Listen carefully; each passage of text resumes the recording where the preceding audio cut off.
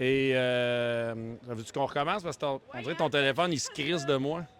Alors, bonjour. Nous sommes une micro-distillerie. On est basé au quai de Saint-Angèle. Ancienne traverse, voyez-vous, avant le pont La Violette. Les gens traversaient par traversier. Et nous, on est juste sur le bord de ce quai-là. Donc, on est la distillerie du quai de Saint-Angèle, anciennement la traverse, avant le pont La Violette. Mais comme c'est un nom trop long à dire, on résume ça par distillerie du quai. Je dirais qu'on est... En fait, premièrement, la musique. On aime beaucoup la musique. Donc, on se déplace à peu près seulement dans des festivals de musique.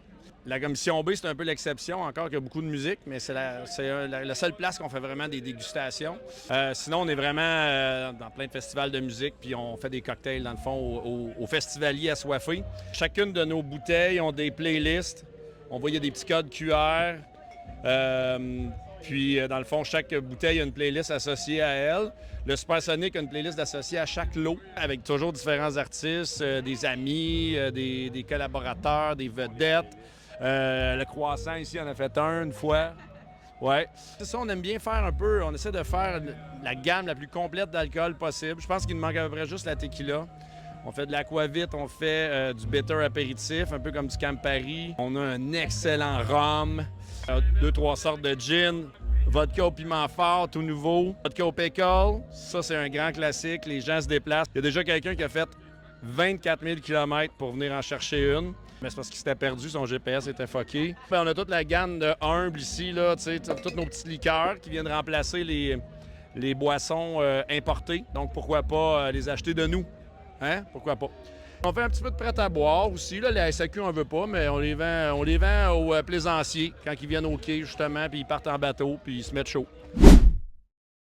Ben, c'est dur. C'est comme demander à une mère quel est son enfant préféré. En public, elle ne dira jamais c'est lequel, mais comme on est entre nous, moi, j'aime beaucoup notre bitter apéritif. Très, très fier de ce produit-là. J'aime beaucoup le rhum aussi. Les deux ensemble, ça fait un excellent Jungle Bird, un drink classique dans les années 20, inventé par Ernest Hemingway et Michael Jackson. Sinon, ben là, la vodka pickle, c'est une belle vache à lait, ça. Les gens se déplacent. Il y en a même un qui a fait 24 000 km une fois. Je l'ai-tu dit tantôt? Ah, je l'ai dit tantôt. Sinon, qu'est-ce qu'on aime? On aime tout le monde. Ben, on aime tout le monde, on aime tout le monde. Hey, la vodka est bien bonne. C'est où ma vodka? Et là, regarde, ça, c'est bon. C'est mon chum Vincent qui a fait le DJ du Centre Bell, qui a fait la playlist.